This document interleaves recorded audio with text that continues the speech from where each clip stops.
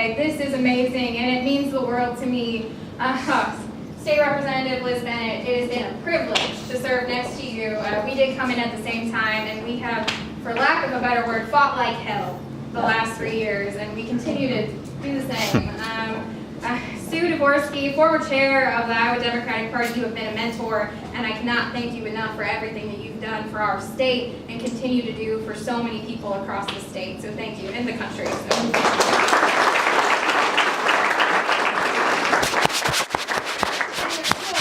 Very excited to have Democratic Whip Steny Hoyer here as well, who I'm going to bow and gush about in a little bit here, but I just cannot thank you enough for being here. And Congressman Panetta is also here. Where's he at? There he is!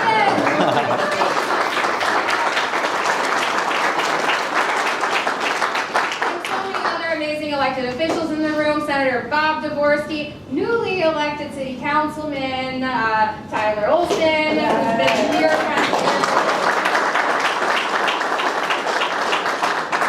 State Representative Todd Taylor, who had to deal with me as his clerk for 2 years before I ran for State House and has just been a great mentor for years.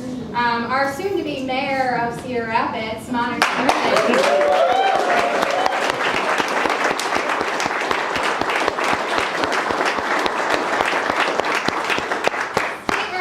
Amy Nielsen is here as well. She can't vote for me, but she has been just an amazing friend, also an inspiration, who has done great work in that State House, and we are all very lucky to have her. I know we have a few candidates for office as well. Raise your hands if you're here. Molly Donahue, Fat Bones back there, Ashley Van Orney. All right, so very excited to have you. And there's a couple, I'm so sorry if I... Rob Hope. Oh gosh, where's he at? Right there. Oh, Senator Hope, you took your jacket off.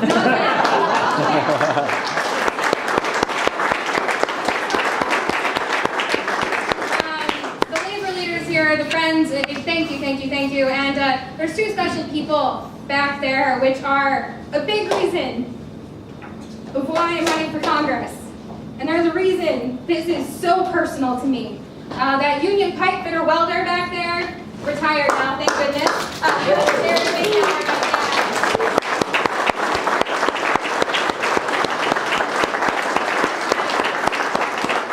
my mom, Deb FINKENAUER, who still works at the Butte Community School District and has been here.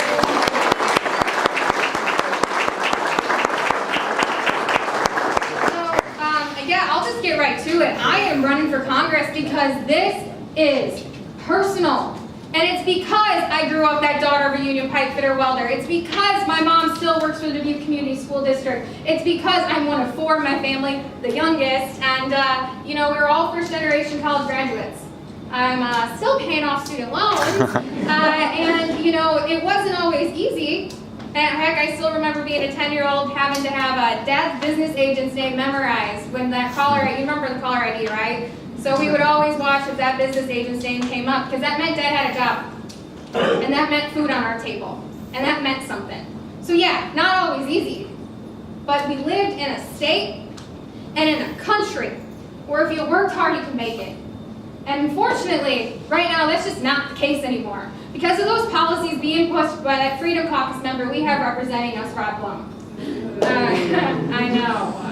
Speaking of Rod Blum, we actually got elected at the exact same time in 2014. But I assure you, that is where our similarities end. He has spent the last 3 years in Washington, D.C., doing everything in his power, making it harder every single month for my friends, my family, my neighbors, and the folks in this room. In contrast, I've been here in Iowa fighting hard with my amazing colleagues in this room against attack after attack on women's health, on education funding, attacks on collective bargaining, attacks on workers' compensation, our environment, our wages. You name it, they've gone after it in the state of Iowa. And I tell you what, I have not just been a vote against those attacks, I have been a voice. And that's exactly why I'm running for Congress. It's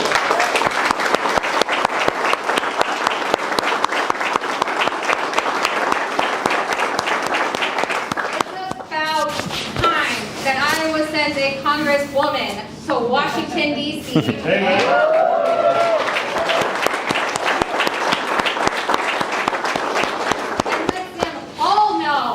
Very loud and clear that, hey, being part of a union, that's something to be proud of.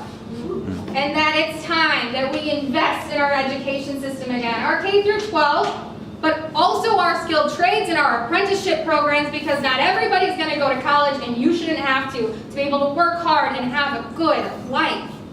And if you do decide to go to college, you also deserve to go and not graduate with a mountain of student loan debt like I still have. Heck, I can't even, buy a new car right now because the new car payment is my student loan payment.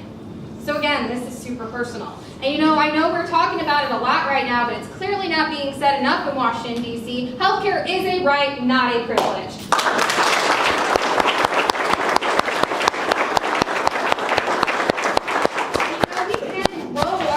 We can grow our state, grow our country, and I've talked about this before with you all, but we need to invest in our infrastructure. And when I talk about infrastructure, I am not talking about a border wall down in Mexico.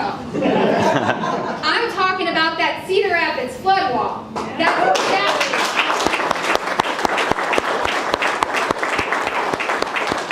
Investing in our main streets, investing in our public schools, that's how we do this. And there's a lot of folks who thought that Iowa was too far gone, that this is too much, that we're not going to be able to do that we should give up on these middle of the country districts. And I'll tell you what, they don't know Iowa, if that's what they think. And I've made sure that they know Iowa, because we are fighters and we are going to come back. And we are going to work hard together. And this room right here, this is how we do this. We're going to talk about what you're discussing around your kitchen table. What you're having, when you're having beers with your buddies, what are you talking about? This is what this campaign is going to be talking about, because that's what they need to hear in Washington, D.C., and that's what we're going to do. So together, with your help, we're going to not just take back that U.S. House, because we are. We're going to take back that State House and take back that Governor's Mansion and take back our home, because Iowa is our home, and this is our country, and together we're going to take this back. Thank you.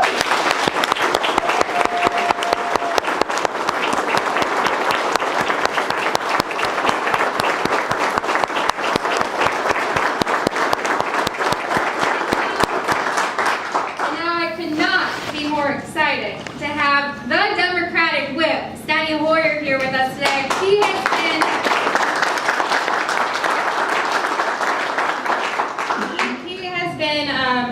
a champion for years in that U.S. House. The ADA, y'all are familiar with that, Tom Harkin, but guess who pushed this through the House? The Help America vote. Great work for our country, and he's continuing to do it. And I remember one of the conversations we had a couple weeks ago. We were talking